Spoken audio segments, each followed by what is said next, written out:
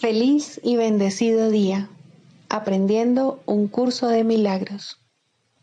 El secreto de la verdadera oración es olvidarte de las cosas que crees necesitar. Pedir algo específico es igual que ver el pecado primero y luego perdonarlo. Del mismo modo, al orar pasas por alto tus necesidades específicas, tal como las ves, y las dejas en manos de Dios. Ahí se convierten en los regalos que le haces, pues le dicen que no antepondrás otros dioses a Él, ni que quieres otro amor que el suyo. Este libro es un comienzo, no un final.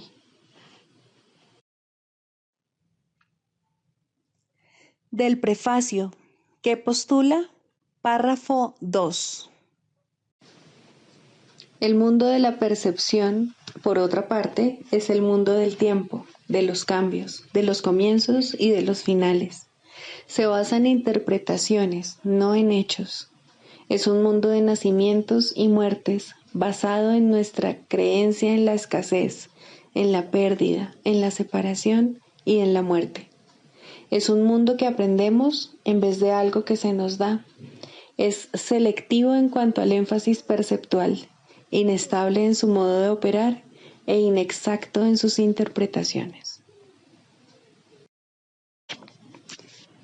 Introducción. Este es un curso de milagros. Es un curso obligatorio. Solo el momento en que decides tomarlo es voluntario. Tener libre albedrío no quiere decir que tú mismo puedas establecer el plan de estudios. Significa únicamente que puedes elegir lo que quieres aprender en cualquier momento dado. Este curso no pretende enseñar el significado del amor, pues eso está más allá de lo que se puede enseñar. Pretende, no obstante, despejar los obstáculos que impiden experimentar la presencia del amor, el cual es tu herencia natural. Lo opuesto al amor es el miedo, pero aquello que todo lo abarca no puede tener opuestos. Este curso puede, por lo tanto, resumirse muy simplemente de la siguiente manera. Nada real puede ser amenazado.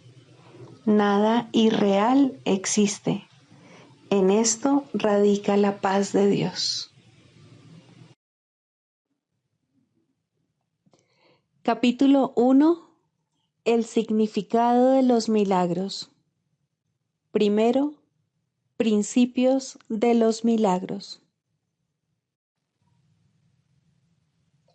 Principio 42. Uno de los mayores beneficios que se deriva de los milagros es su poder para liberarte de tu falso sentido de aislamiento, privación y carencia. Capítulo 29. El despertar.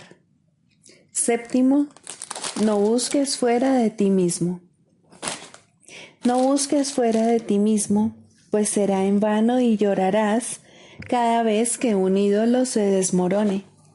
El cielo no se puede encontrar donde no está, ni es posible hallar paz en ningún otro lugar excepto en él. Ninguno de los ídolos que veneras cuando llamas a Dios te contestará en su lugar. Ninguna otra respuesta que puedas utilizar como sustituto te proporcionará la felicidad que solo su respuesta brinda. No busques fuera de ti mismo, pues todo tu dolor procede simplemente de buscar en vano lo que deseas y de insistir que sabes dónde encontrarlo. ¿Y qué pasaría si no estuviese allí? ¿Preferirías tener razón a ser feliz? Alégrate de que se te diga dónde reside la felicidad y no la sigas buscando por más tiempo en ningún otro lugar, pues buscarás en vano. Mas se te ha concedido conocer la verdad y saber que no la debes buscar fuera de ti mismo. No hay nadie que venga aquí que no abrigue alguna esperanza, alguna ilusión persistente o algún sueño de que hay algo fuera de sí mismo que le puede brindar paz y felicidad. Si todo se encuentra en él, eso no puede ser verdad. Y así, al venir a este mundo, niega su propia verdad y se dedica a buscar algo que sea más que lo es todo, como si una parte de ese todo estuviese separada y se encontrase donde el resto no está. Este es el propósito que le confiere al cuerpo, que busque lo que a él le falta y que le provea de lo que le restauraría su plenitud. Y así vaga sin rumbo, creyendo ser lo que no es, en busca de algo que no puede encontrar. Esta persistente ilusión le impulsará a buscar miles de ídolos, y más allá de estos, 1000 más. Y todos le fallarán, excepto uno, pues morirá y no se dará cuenta de que el ídolo que buscaba era su muerte. La forma en que este ídolo se manifiesta parece ser algo externo a él.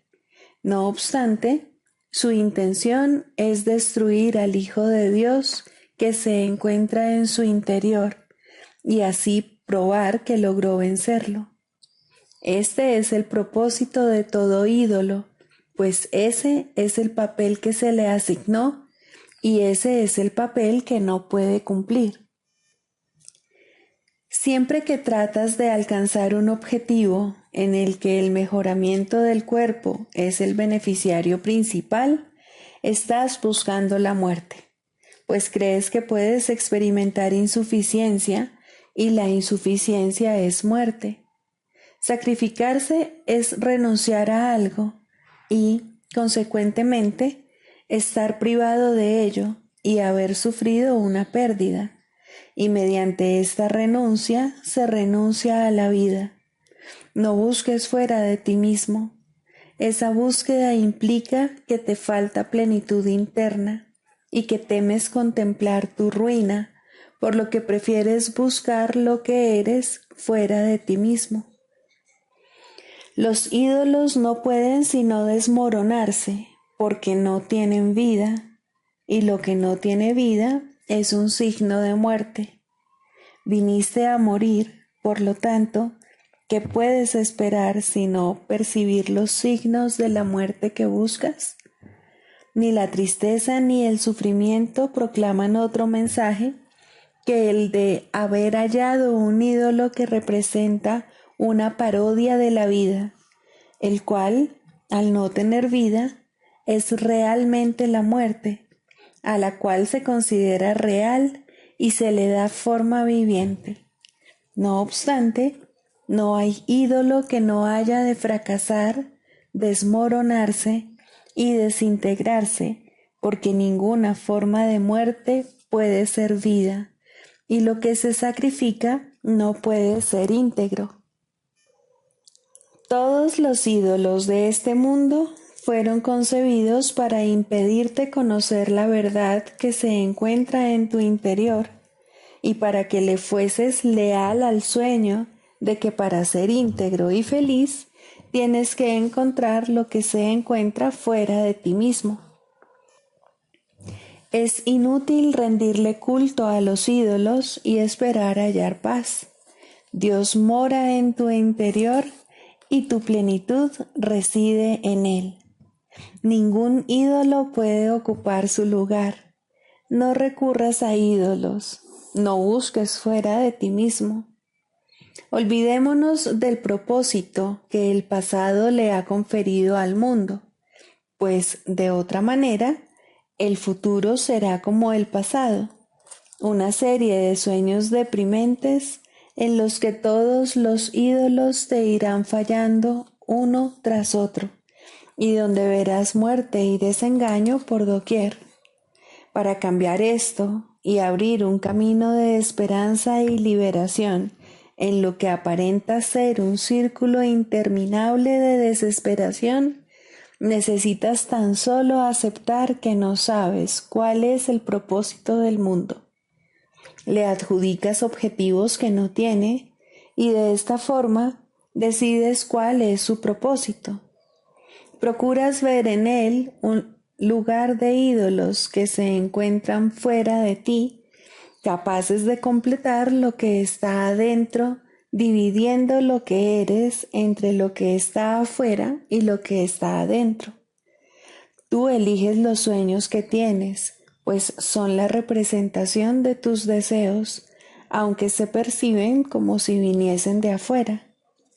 Tus ídolos hacen lo que tú quieres y tienen el poder que les adjudicas, y los persigues fútilmente en el sueño porque deseas adueñarte de su poder. No obstante, ¿dónde tienen lugar los sueños sino en una mente dormida? ¿Y podría acaso un sueño hacer que la imagen que proyecta fuera de sí mismo fuese real? Ahorra tiempo, hermano mío, aprendiendo para qué es el tiempo. Y haz que el final de los ídolos venga cuanto antes a un mundo entristecido y enfermo como consecuencia de los ídolos que se ven en él. Tu santa mente es el altar de Dios, y donde Él está no puede haber ídolos. El temor a Dios no es el miedo de perder tu realidad, sino el miedo de perder tus ídolos. No obstante, has hecho de tu realidad un ídolo, y ahora lo tienes que proteger contra la luz de la verdad. Y todo el mundo se convierte en el medio para poder salvar a ese ídolo. De esta manera, la salvación parece amenazar la vida y ofrecer la muerte. Mas no es así. La salvación trata de probar que la muerte no existe y que lo único que existe es la vida. Sacrificar la muerte no supone pérdida alguna. Un ídolo no puede ocupar el lugar de Dios. Deja que Él te recuerde su amor por ti y no trates de ahogar su voz con los cantos de profunda desesperación que les ofreces a los ídolos de ti mismo. No busques esperanzas más allá de tu Padre, pues la esperanza de felicidad no es la de desesperación. Libro de ejercicios. Pregunta 4. ¿Qué es el pecado? El pecado es demencia. Es lo que hace que la mente pierda su cordura y trate de que las ilusiones ocupen el lugar de la verdad. Y al estar loca, la mente ve ilusiones donde la verdad debería estar y donde realmente está. El pecado dotó al cuerpo con ojos, pues, ¿qué iban a querer contemplar los que están libres de pecado? ¿Para qué iban a querer la vista, el sonido o el tacto? ¿Qué iban a querer oír o intentar asir? ¿Qué necesidad iban a tener de los sentidos? Usar los sentidos es no saber, y la verdad solo se compone de conocimiento y de nada más.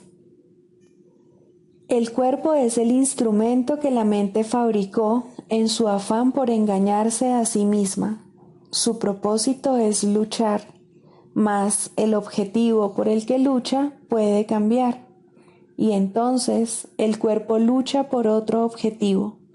Lo que ahora persigue lo determina el objetivo que la mente ha adoptado para sustituir a la meta de engañarse a sí misma que antes tenía. La verdad puede ser su objetivo, tanto como las mentiras, y así los sentidos buscarán lo que da fe a la verdad. El pecado es la morada de las ilusiones, las cuales representan únicamente cosas imaginarias, procedentes de pensamientos falsos. Las ilusiones son la prueba de que lo que no es real lo es.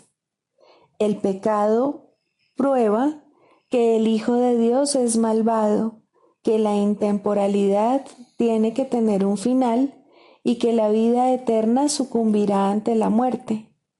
Y Dios mismo ha perdido al Hijo que ama, y de lo único que puede valerse para alcanzar su plenitud es la corrupción. La muerte ha derrotado su voluntad para siempre. El odio ha destruido el amor y la paz ha quedado extinta para siempre. Los sueños de un loco son pavorosos y el pecado parece ser ciertamente aterrador. Sin embargo, lo que el pecado percibe no es más que un juego de niños. El Hijo de Dios puede jugar a haberse convertido en un cuerpo que es presa de la maldad y de la culpabilidad, y a que su corta vida acabe en la muerte. Mientras tanto, su Padre ha seguido derramando su luz sobre él y amándolo con un amor eterno que sus pretensiones no pueden alterar en absoluto. ¿Hasta cuándo, Hijo de Dios, vas a seguir jugando el juego del pecado? ¿No es hora ya de abandonar esos juegos peligrosos? ¿Cuándo vas a estar listo para regresar a tu hogar? ¿Hoy quizá? El pecado no existe. La creación no ha cambiado. ¿Deseas aún seguir demorando tu regreso al cielo? ¿Hasta cuándo, Santo Hijo de Dios, vas a seguir demorándote? ¿Hasta cuándo? Lección 259. Que recuerde que el pecado no existe. El pecado es el único pensamiento que hace que el objetivo de alcanzar a Dios parezca irrealizable. ¿Qué otra cosa podría impedirnos ver lo obvio o hacer que lo que es extraño y distorsionado parezca más claro? ¿Qué otra cosa sino el pecado nos incita al ataque? ¿Qué otra cosa sino el pecado podría ser la fuente de la culpabilidad y exigir castigo y sufrimiento? ¿Y qué otra cosa sino el pecado podría ser la fuente del miedo al eclipsar la creación de Dios y conferirle al amor los atributos del miedo y del ataque? Padre, hoy no quiero ser presa de la locura. No tendré miedo del amor, ni buscaré refugio en su opuesto, pues el amor no puede tener opuestos. Tú eres la fuente de todo lo que existe, y todo lo que existe sigue estando contigo, así como tú con ello.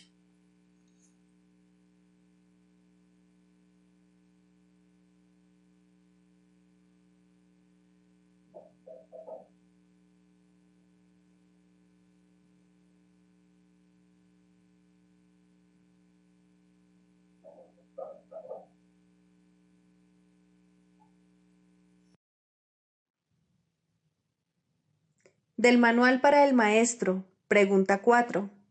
¿Cuáles son las características de los maestros de Dios? 6. Indefensión. Los maestros de Dios han aprendido a ser sencillos. No tienen sueños que tengan que defender contra la verdad. No tratan de forjarse a sí mismos. Su júbilo procede de saber quién los creó. ¿Y es acaso necesario defender lo que Dios creó? Nadie puede convertirse en un maestro de Dios avanzado hasta que no comprenda plenamente que las defensas no son más que absurdos guardianes de ilusiones descabelladas. Cuanto más grotesco es el sueño, más formidables y poderosas parecen ser sus defensas. Sin embargo, el Maestro de Dios acepta finalmente mirar más allá de ellas. Se da cuenta de que allí no había nada. Lentamente, al principio, permite que se le desengañe, pero a medida que su confianza aumenta, aprende más rápido. Cuando se abandonan las defensas, no se experimenta peligro. Lo que se experimenta es seguridad. Lo que se experimenta es paz. Lo que se experimenta es dicha. Y lo que se experimenta es Dios. Manual para el maestro, pregunta 16. ¿Cómo debe pasar el día el maestro de Dios? Para un maestro de Dios avanzado, esta pregunta es irrelevante. No tiene un programa fijo, pues las lecciones cambian de día en día. Pero el maestro de Dios está seguro de una sola cosa: las lecciones no cambian al azar. Al darse cuenta de esto y entender que es verdad, el maestro descansa contento. Se le dirá cuál ha de ser su papel hoy, mañana y siempre. Y aquellos que compartan ese papel con él le encontrarán para que juntos puedan aprender las lecciones de ese día. Nadie de quien él tenga necesidad estará ausente. No se le enviará a nadie que no tenga un objetivo de aprendizaje ya establecido y que pueda aprender ese mismo día. Para el maestro de Dios avanzado, esta pregunta es, por consiguiente, superflua. Ya la planteó y ya se le contestó, y él se mantiene en continuo contacto con la respuesta. Ya lo tiene todo y ve desplegarse ante él, seguro y libre de obstáculos, el camino que tiene que recorrer. Pero, ¿qué ocurre con aquellos que todavía no han alcanzado la certidumbre que él posee? Esos aún no están listos para una falta de estructura así. ¿Qué es lo que tienen que hacer para aprender a entregarle el día a Dios? Hay algunas reglas generales a seguir, aunque cada cual debe usarlas a su manera como mejor pueda. Las rutinas como tales son peligrosas porque se pueden convertir fácilmente en dioses por derecho propio y amenazar los mismos objetivos para los que fueron establecidas. Se puede decir, por lo tanto, que en términos generales es mejor comenzar el día bien. Siempre es posible, no obstante, comenzar de nuevo si no se comenzó debidamente. Con todo, es obviamente ventajoso comenzarlo bien y de esa manera ahorrar tiempo. En un principio es aconsejable pensar en función del tiempo, aunque este no es de ningún modo el criterio esencial, probablemente es el más fácil de observar al principio. Inicialmente se hace hincapié en ahorrar tiempo, que si bien sigue siendo importante a lo largo de todo el proceso de aprendizaje, se recalcará cada vez menos. De entrada, podemos decir con seguridad que el tiempo que se dedica a comenzar bien el día ciertamente ahorra tiempo. ¿Cuánto tiempo debe emplearse en ello? Eso depende del mismo Maestro de Dios, quien no puede adjudicarse a sí mismo ese título hasta que haya completado el libro de ejercicios, ya que estamos aprendiendo dentro del marco de este curso. Después de haber finalizado las sesiones de práctica más estructuradas contenidas en el libro de ejercicios, la necesidad individual será el factor determinante. Este curso es siempre práctico. Puede ser que el Maestro de Dios no se encuentre en una situación que sea conducente a pasar unos minutos en un estado de quietud, nada más al despertarse.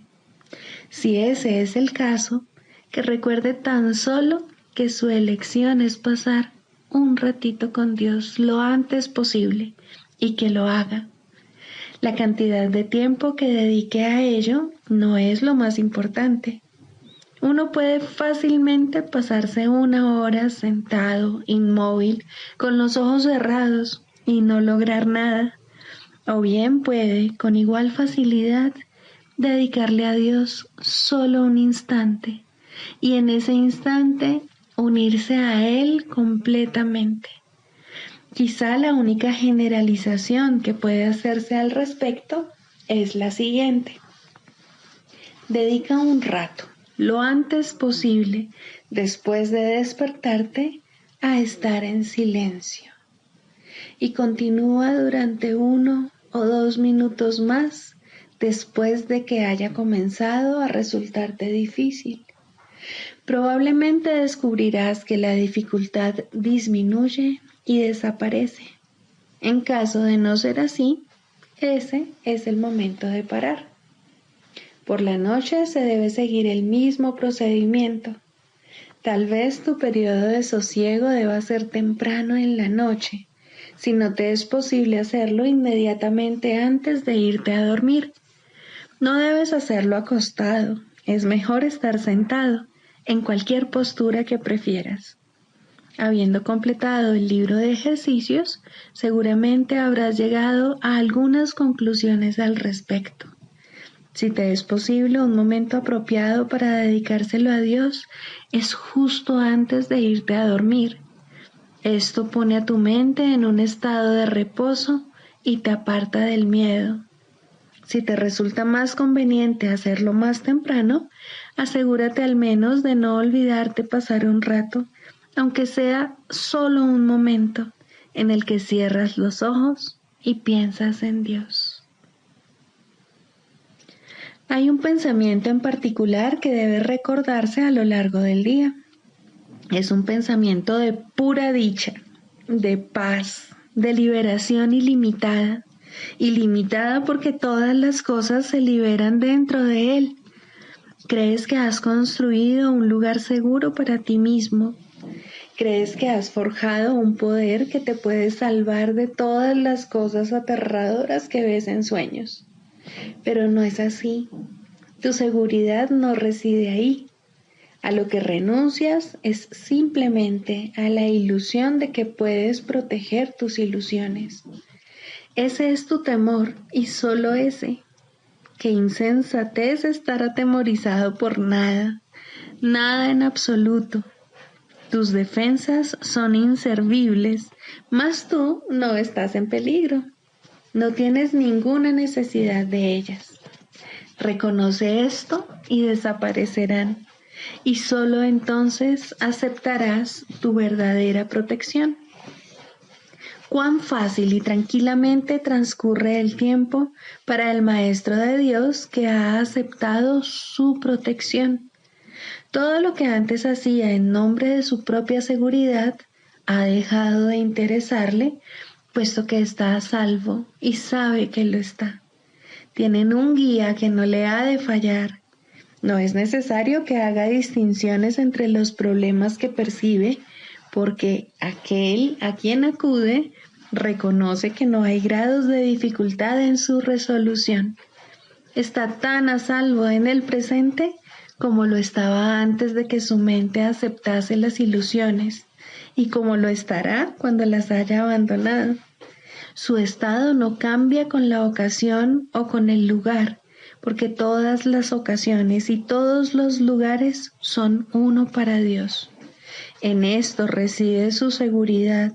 No tiene necesidad de nada más. Con todo, habrá tentaciones a lo largo del camino que al Maestro de Dios aún le queda por recorrer, y tendrá necesidad de recordarse a sí mismo durante el transcurso del día que está protegido. ¿Cómo puede hacer eso? Especialmente en los momentos en que su mente está ocupada con cosas externas. Lo único que puede hacer es intentarlo, y su éxito dependerá de la convicción que tenga de que va a triunfar. Deberá tener absoluta certeza de que su éxito no procede de él, pero que se le dará en cualquier momento, lugar o circunstancia que lo pida. Habrá ocasiones en que su certeza flaqueará, y en el momento en que esto ocurra, el Maestro de Dios volverá a tratar, como antes, de depender únicamente de sí mismo. No olvides que eso es magia, y la magia es un pobre sustituto de la verdadera ayuda. No es suficientemente buena para el Maestro de Dios, porque no es suficientemente buena para el Hijo de Dios. Evitar la magia es evitar la tentación, pues toda tentación no es más que el intento de sustituir la voluntad de Dios por otra. Estos intentos pueden parecer ciertamente aterradores, pero son simplemente patéticos. No pueden tener efectos, ya sean buenos o malos, sanadores o destructivos, tranquilizadores o aterradores, gratificantes o que exijan sacrificio. Cuando el Maestro de Dios reconozca que la magia simplemente no es nada, habrá alcanzado el estado más avanzado. Todas las lecciones intermedias no hacen sino conducirle a este estado y facilitar el que este objetivo esté más cerca de reconocerse, pues cualquier tipo de magia, sea cual sea su forma, es simplemente impotente. Su impotencia explica por qué es tan fácil escaparse de ella. Es imposible que lo que no tiene efectos pueda aterrorizar. No hay nada que pueda sustituir a la voluntad de Dios. Dicho llanamente, a este hecho es al que el Maestro de Dios dedica su día. Cualquier otro sustituto que acepte como real tan solo puede engañarle, mas está a salvo de cualquier engaño si así lo decide. Quizá necesite recordar: Dios está conmigo, no puedo ser engañado. Quizá prefiera usar otras palabras, o solo una, o ninguna. En cualquier caso, debe abandonar toda tentación de aceptar la magia como algo verdadero y reconocer que no solo no es aterradora, ni pecaminosa, ni peligrosa, sino que simplemente no significa nada. Al estar arraigada en el sacrificio y la separación, que no son más que dos aspectos de un mismo error, el Maestro de Dios elige simplemente renunciar a todo lo que nunca tuvo, y a cambio de ese sacrificio, entre comillas, se le restaura el cielo en su conciencia. ¿No te gustaría un intercambio así? El mundo lo haría gustosamente si supiera que se puede hacer. Los maestros de Dios son los que deben enseñarle que sí se puede, y por lo tanto, su función es asegurarse de que ellos mismos lo hayan aprendido. No hay otro riesgo durante el día, excepto el de poner tu confianza en la magia, pues solo eso conduce al dolor. No hay más voluntad que la de Dios.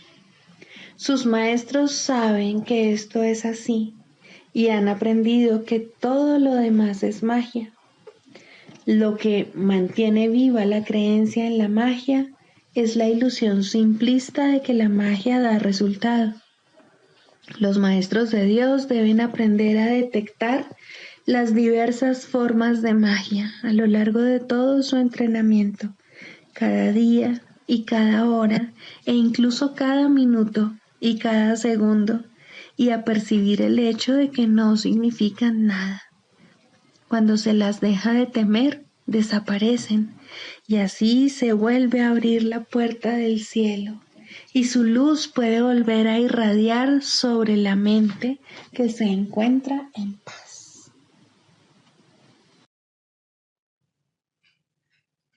Clarificación de términos. El ego, el milagro. Las ilusiones no perdurarán. Su final es indudable y eso es lo único que es seguro en su mundo. Por eso es por lo que es el mundo del ego. ¿Qué es el ego? El ego no es más que un sueño de lo que en realidad eres. Un pensamiento de que estás separado de tu creador y un deseo de ser lo que él no creó. El ego es un producto de la locura, no de la realidad. Es tan solo un nombre para lo innombrable, un símbolo de lo imposible, una elección de opciones que no existen.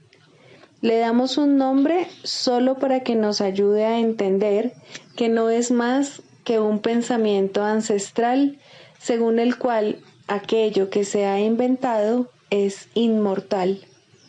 Mas, ¿qué podría proceder de ello excepto un sueño que, al igual que todos los demás sueños, tan solo puede terminar en la muerte? ¿Qué es el ego? El ego no es nada, pero se manifiesta de tal forma que parece ser algo. En un mundo de formas no se puede negar al ego, pues solo él parece real. Mas, ¿podría el Hijo de Dios, tal como su Padre lo creó, morar en una forma o en un mundo de formas? Si alguien te pide que definas al ego y expliques cómo se originó, es porque cree que el ego es real e intenta, por definición, asegurarse de que su naturaleza ilusiva quede oculta tras las palabras que parecen otorgarle realidad. Ninguna definición que se haya hecho de una mentira puede hacer que ésta sea verdad, ni tampoco puede haber una verdad que las mentiras puedan realmente ocultar. La irrealidad del ego no se niega con palabras, ni su significado se vuelve claro por el hecho de que su naturaleza parezca tener una forma. ¿Quién puede definir lo indefinible? Sin embargo, incluso para esto hay una respuesta. No podemos formular realmente una definición de lo que es el ego, pero sí podemos decir lo que no es. Y esto lo podemos ver con perfecta claridad. Basándonos en eso, podemos deducir lo que es. Observa su opuesto y verás la única respuesta que tiene sentido. A lo opuesto al ego, desde cualquier punto de vista, origen, efectos y consecuencias, le llamamos milagro. En él encontramos todo lo que no tiene que ver con el ego en este mundo. El milagro es lo opuesto al ego, y solo en él podemos observar lo que era el ego, pues en él vemos lo que éste aparentemente hacía, y la causa y sus efectos no pueden sino seguir siendo una misma cosa. Donde antes había obscuridad, ahora veremos luz. ¿Qué es el ego? Lo que antes era la obscuridad. ¿Dónde está el ego? Donde antes estaba la oscuridad. ¿Qué es ahora y dónde puede encontrársele? No es nada y no se le puede encontrar en ninguna parte. Ahora la luz ha llegado y su opuesto se ha ido sin dejar ni rastro. Donde antes había maldad, ahora hay santidad. ¿Qué es el ego? Lo que antes era maldad. ¿Dónde está el ego? En una pesadilla que solo parecía ser real mientras la estabas soñando. Donde antes había crucifixión, ahora está el Hijo de Dios. ¿Qué es el ego? ¿Quién tiene necesidad de preguntar? ¿Dónde está el ego? ¿Quién necesita ir en busca de ilusiones ahora que los sueños han desaparecido? ¿Qué es un milagro? Un milagro es un sueño también, pero si observas todos los aspectos de ese sueño, jamás volverás a dudar. Observa el bondadoso mundo que se extiende ante ti mientras caminas envuelto en mansedumbre. Observa a los ayudantes que encuentras a lo largo del camino que recorres, felices ante la certeza del cielo y la garantía de paz. Y observa también, por un instante, lo que por fin dejaste atrás y finalmente pasaste de largo.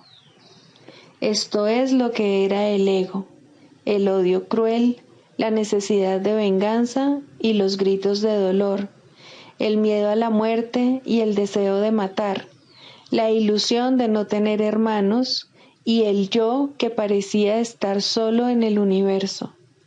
El milagro corrige este terrible error con respecto a ti mismo, con la misma dulzura con la que una madre amorosa adormece con su canto a su criatura. ¿No preferirías escuchar un canto así? ¿No contestaría ese canto todo lo que pensabas preguntar, haciendo incluso que la pregunta dejase de tener sentido? Tus preguntas no tienen respuesta, ya que han sido planteadas para acallar la voz de Dios, la cual nos hace a todos una sola pregunta. ¿Estás listo ya para ayudarme a salvar el mundo? Pregunta esto en vez de preguntar qué es el ego, y verás un súbito resplandor envolver al mundo que el ego fabricó. Ahora no se le niega a nadie ningún milagro. El mundo se ha salvado de todo lo que tú pensabas que era, y lo que es ha sido siempre absolutamente puro y jamás ha sido condenado. El milagro perdona, el ego condena. No se necesita ninguna otra definición para ninguno de ellos excepto esta. Mas, ¿qué definición podría ser más cierta o estar más a tono con lo que es la salvación? Con esto, el problema y la respuesta se llevan una al lado del otro, y al estar finalmente juntos, la elección es obvia. ¿Quién elegiría el infierno de reconocer que eso es lo que está eligiendo? ¿Y quién no seguiría adelante un poco más cuando le ha sido dado comprender que el camino es corto y que el cielo es su meta? Psicoterapia. Primero, el propósito de la psicoterapia. Muy sencillamente, el propósito de la psicoterapia es eliminar los obstáculos a la verdad.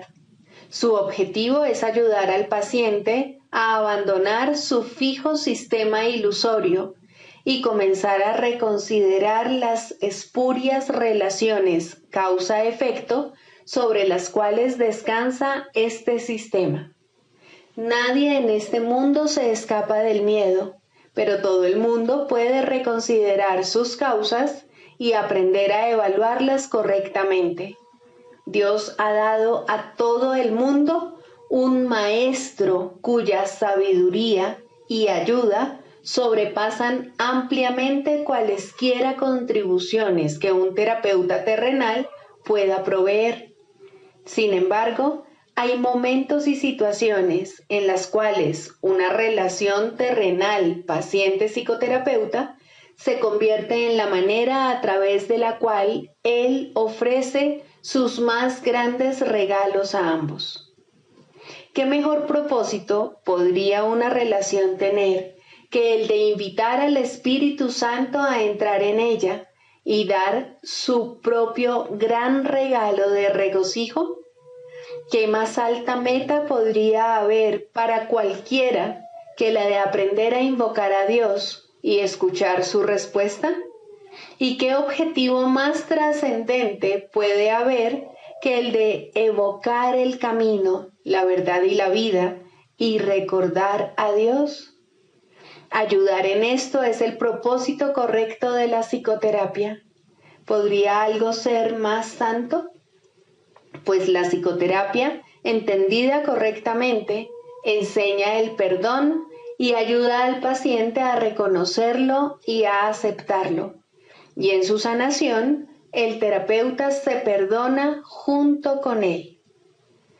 Todo el que necesita ayuda, sin importar la forma de su sufrimiento, se está atacando a sí mismo y como consecuencia de ello, la paz de su mente está sufriendo. Estas tendencias a menudo se describen como autodestructivas y con frecuencia el paciente mismo las percibe de esa forma. De lo que no se da cuenta y lo que necesita aprender es que ese yo que puede atacar y también ser atacado es un concepto que él ha fabricado. Aún más, lo atesora, lo defiende y en ocasiones incluso se encuentra dispuesto a sacrificar su vida en nombre de ese yo, pues lo considera su propio ser. Lo ve como algo que se afecta, que reacciona a fuerzas externas según ellas lo requieren y que se encuentra indefenso en medio del poder del mundo. La psicoterapia, entonces, debe restablecer a su conciencia la habilidad para tomar sus propias decisiones. Debe disponerse a revertir su pensamiento y a entender que aquello que él creyó que proyectaba sus efectos sobre él era fabricado por sus propias proyecciones sobre el mundo. Por tanto, el mundo que ve no existe. Hasta que esto se acepte, al menos en parte, el paciente no puede verse a sí mismo como realmente capaz de tomar decisiones y luchará contra su libertad por creer que se trata de su esclavitud. El paciente no necesita pensar que la verdad es Dios para tener progresos en la salvación, pero debe comenzar a separar la verdad de la ilusión al reconocer que no son lo mismo y al estar paulatinamente más dispuesto a ver las ilusiones como falsas y a aceptar la verdad como tal. Su maestro lo conducirá desde ahí, tan lejos como se encuentre dispuesto a llegar. La psicoterapia solo puede ahorrarle tiempo. El Espíritu Santo usa el tiempo como lo considera mejor, y Él nunca se equivoca. La psicoterapia, bajo su dirección, es uno de los medios que usa para ahorrar tiempo y para preparar maestros adicionales para su obra. La ayuda que Él comienza y dirige no tiene fin. Cualquiera que sea la ruta que Él elija, toda psicoterapia finalmente conduce a Dios. Pero eso se le deja a Él. Todos somos sus psicoterapeutas, pues quiere que todos seamos sanados en Él. El canto de la oración. Segundo, la escalera de la oración. La oración no tiene principio ni fin, es parte de la vida, pero sí cambia de forma y crece a medida que uno va aprendiendo hasta que alcanza su estado amorfo y se funde en una comunicación total con Dios. En su aspecto peticionario, no necesita apelar a Dios, que de hecho rara vez se hace, y ni siquiera entraña creencia alguna en Él. En estos niveles, la oración es un simple desear que surge de un sentido de carencia y escasez. Estas formas de oración o de pedir desde la necesidad siempre entrañan un sentimiento de debilidad e insuficiencia. Nadie, pues, que esté seguro de su identidad, podría orar de esta manera. Pero no es menos cierto que nadie que no tenga certeza sobre su identidad puede evitar hacerlo. La oración es tan continua como la vida. Todo el mundo ora sin cesar. Pide y ya has recibido, pues has determinado qué es lo que quieres. Es posible, asimismo, alcanzar una forma más elevada de pedir desde la necesidad, puesto que en este mundo la oración es reparadora y, por lo tanto, entraña niveles de aprendizaje. En este caso, la petición puede ser dirigida a Dios con verdadera fe, pero aún sin comprensión. Por lo general, se ha alcanzado un vago y con frecuencia inestable sentido de identificación con Él, pero tiende a estar desenfocado por un sentimiento de pecado profundamente arraigado. En este nivel es posible que se sigan pidiendo cosas mundanas en variedad de formas, como también es posible pedir dones tales como la bondad o la honestidad y, en particular, perdón para las muchas fuentes de culpa que inevitablemente yacen bajo cualquier oración procedente de la necesidad. Sin culpa no hay escasez. Quien está libre de pecado no tiene necesidades. En este nivel surge también esa curiosa contradicción de términos conocida como orar por nuestros enemigos. La contradicción no se encuentra en las palabras mismas, sino más bien en la manera en que usualmente se interpretan. Mientras creas tener enemigos, habrás limitado tu oración a las leyes del mundo y habrás limitado también tu capacidad para recibir y para aceptar a esos mismos estrechos márgenes.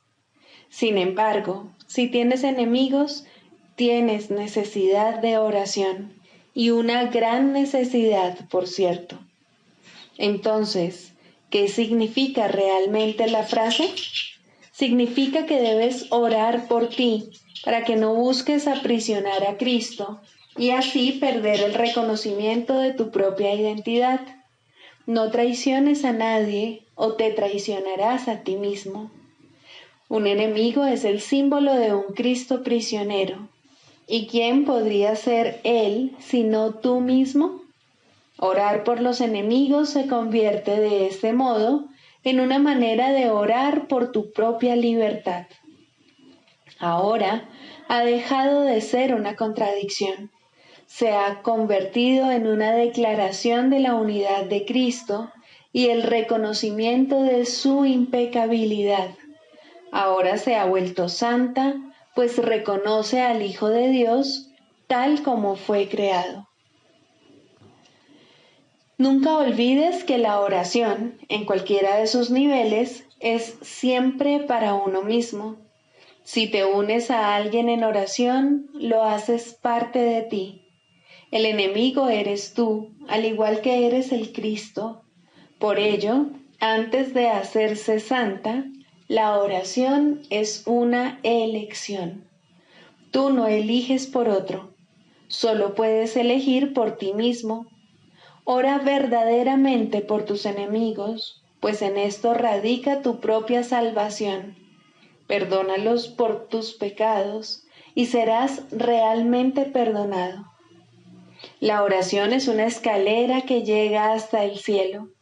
En lo alto se produce una transformación muy similar a la tuya, pues la oración es parte de ti. Las cosas de la tierra se dejan atrás y ya no se recuerdan más. No se hacen peticiones, puesto que nada falta. Se reconoce plenamente que la identidad en Cristo es algo eterno, incorruptible y más allá de todo cambio. La luz ha dejado de titilar y nunca se apagará.